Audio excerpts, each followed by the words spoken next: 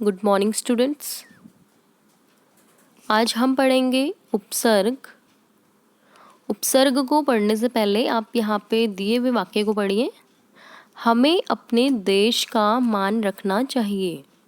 इस वाक्य में आपका जो मान शब्द है वो आपका मूल शब्द है। उपसर्ग के अनुसार मान शब्द आपका मूल शब्द है। अब यहाँ देखिए, किसी का अपमान नहीं करना चाहिए, तो यहाँ पे आपका मान के साथ क्या लग गया, अप। और हमारी जो उपसर्ग होते हैं हमेशा शब्द के पहले लगते हैं, मूल शब्द के पहले जुड़ते हैं आपके उपसर्ग, इसे हम उपसर्ग कहते हैं। यहाँ पे मान आपका मूल शब्द था, जब उसके साथ हमने अप को जोड़ दिया तो आपका ये बन गया अपमान। ठीक है। अब उदाहरण यहाँ पे देखिए स्पष्ट। मान ये आपका इज्जत को बतलाता है, यानी मान का अर्थ होता है इज्जत, अपमान का अर्थ होता है बेइज्जती। ऑपोजिट हो गए, ऑपोजिट यानी विलोम शब्द हो गए आपके इज्जत और बेइज्जती। अब कभी कभी ये भी होता है उपसर्ग में कि जो आपके उपसर्ग होते हैं उनमें आपके विलोम शब्द बनते हैं। जैसे आपने अभी देखा कि मान शब्द के आगे अगर हमने अप लगा दिया तो अपमान बन गया, सत्य के आगे हमने अ लगा दिया तो असत्य बन गया, सफल के आगे हमने अ लगा दिया तो असफल बन गया। हमने उपसर्ग तो लगाया पर हुआ क्या, वो बदल गया, विलोम शब्द बन गया, है ना। तो यहाँ पे अप शब्द जो आपका है, अप उपसर्ग शब्दांश का अर्थ होता है बुरा या विरुद्ध, क्योंकि हर शब्द का कोई ना कोई अर्थ होता है। अब यहाँ पे आपका मान मूल शब्द था तो भी इसका कोई अर्थ था, और जब उसके साथ उपसर्ग को जोड़ के नया शब्द बना तो भी उसका कोई अर्थ अवश्य है। चलिए आगे देखते हैं और समझते हैं। परिभाषा क्या कहती है हमारी उपसर्ग की। वो शब्दांश किसी शब्द के आरंभ में जुड़कर उनकी अर्थ में परिवर्तन ला देते हैं। यानी जो उपसर्ग वाले शब्द होते हैं आपके, वो किसी भी शब्द के आरंभ यानी शुरुआत में जुड़ जाते हैं और उनके अर्थ में परिवर्तन ला देते हैं, जिसे हम उपसर्ग कहते हैं। आपको हमेशा याद रखना है, उससे उपसर्ग यानी कि आगे जोड़ेंगे। और प्रत्यय भी पढ़ेंगे अभी हम, पर प्रत्यय जो है आपके हमेशा अंत में जोड़ते हैं, प से पीछे उ से आगे। ठीक है। अनु प्लस रूप, अनुरूप, है ना। तो अनु आपका क्या था यहाँ पे, उपसर्ग, रूप आपका मूल शब्द। उपसर्ग वाले शब्दों को बनाते समय आपकी दो बातों का ध्यान रखना है कि आपका जो मूल शब्द है उसका अर्थ जरूर हो, और जब उसके साथ आपका उपसर्ग जुड़ जाए तो भी उसका अर्थ बिल्कुल सही होना चाहिए, यानी सार्थक शब्द होना चाहिए, वो निरर्थक शब्द नहीं। अभि प्लस प्राय, अभिप्राय। निर प्लस दोष, निर्दोष। ठीक है। अब देखिए यहाँ पे उपसर्ग के भेद। हिंदी में जो उपसर्ग मिलते हैं वे हिंदी के साथ साथ संस्कृत और उर्दू, अरबी, फारसी भाषा के भी होते हैं। इस तरह भाषा भेद के आधार पर उपसर्ग के 3 प्रकार माने जाते हैं। संस्कृत के उपसर्ग, हिंदी के उपसर्ग, उर्दू के उपसर्ग। तो चलिए एक एक करके हम इनको जानते हैं। अब संस्कृत के उपसर्ग क्या है। संस्कृत के उपसर्ग वे शब्दांश होते हैं जो संस्कृत भाषा से हिंदी भाषा में बिना परिवर्तन के ज्यों के त्यों प्रयोग में लाए जा रहे हैं। जैसे अति, उत, निस आदि। अति प्लस आचार, अत्याचार। निस प्लस संकोच, निसंकोच। उत प्लस पात, यानी कि उत्पात। तो यहाँ पे आपका उत, अति, निस, ये शब्द आपके थे उपसर्ग वाले शब्द। अब यहाँ पे कुछ और उदाहरण है, देखिए। अति का अर्थ होता है अधिक, ऊपर या उस पर। इनसे मिलके आपका नया शब्द बनेगा अति काल, यानी कि काल आपका क्या हुआ, मूल शब्द हुआ। अत्याचार, अतिक्रमण।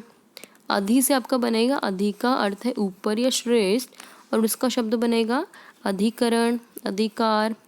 अप से बनेगा आपका, और उसका अर्थ है बुरा, अभाव, हीनता या विरुद्ध। अप को जोड़ के आपको बनेगा अपकार, अपमान। अब यहाँ पे बहुत सारे उदाहरण देखिए। संस्कृत के कुछ और अन्य उदाहरण। अ के साथ मिलेगा आपका ज्ञान तो बनेगा आपका अज्ञान। अधर्म, अस्वीकार इत्यादि। अब ये है आपका अनु। अनु का मतलब है पीछे या समानता। अनुशासन, अनुज, अनुपात इत्यादि। अगला है आपका आ के साथ आपका दान जुड़ा तो बन गया आदान, आजीवन, आगमन इत्यादि। अव के साथ आपका जुड़ेगा गत तो बनेगा अवगत, अवलोकन, अवनत इत्यादि। उप के साथ आपका जमेगा उपकार, उपकूल, उपनिवेश इत्यादि। नी से आपका जुड़ेगा निपात, नियुक्त, निवास इत्यादि। तो ये थे आपके संस्कृत वाले उपसर्ग जो कि आपको याद रखने हैं। अगला भेद है हमारा हिंदी के उपसर्ग। हिंदी के उपसर्ग वे शब्दांश है जो मूल शब्द में तो रूप में तो संस्कृत के होते हैं, परंतु हिंदी में रूप परिवर्तित करके प्रयोग में लिए जाते हैं, जैसे अ, अध, औ आदि। अ से बना आपका अछूत, औ से बना औगुण, अध से बना अधपका। अन्य उदाहरण एक बार ध्यान से समझिए। अन्न का मतलब है निषेध अर्थ में, यानी किसी चीज को मना करना, है ना। तो अन्न अनमोल, अलग, अनजान। अध से आपका बनेगा आधे अर्थ में, यानी आधा काम। अध जला, अध खिला, अध पका। उन से आपका बनेगा एक कम, यानी गिनतियों में एक कम। 29 मतलब कि 30 में एक कम। 49 यानी 50 में एक कम। 59 यानी कि 60 में एक कम। आगे बढ़ते हैं कुछ और उदाहरणों के साथ। यहाँ देखिए आपका उपसर्ग वाला शब्द भर। भर के साथ हमने जोड़ा पेट को तो बना आपका भरपेट, भरपूर, भरमार इत्यादि। फिर आपका है दू से दुबला, बोला, है ना, दुर्जन, दुर्बल, दुकाल इत्यादि।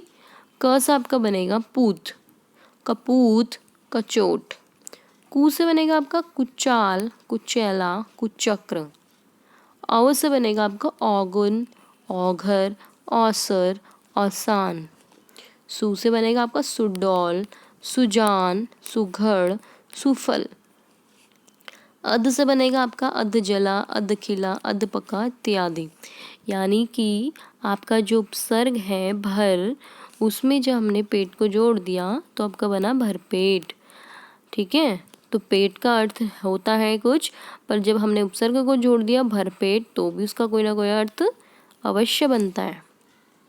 ठीक है बच्चों, अगला भेद हम अगली कक्षा में पढ़ेंगे। अभी तक हम जानते हैं आपको पाठ कितना समझ आया, तो चलिए जांचते हैं।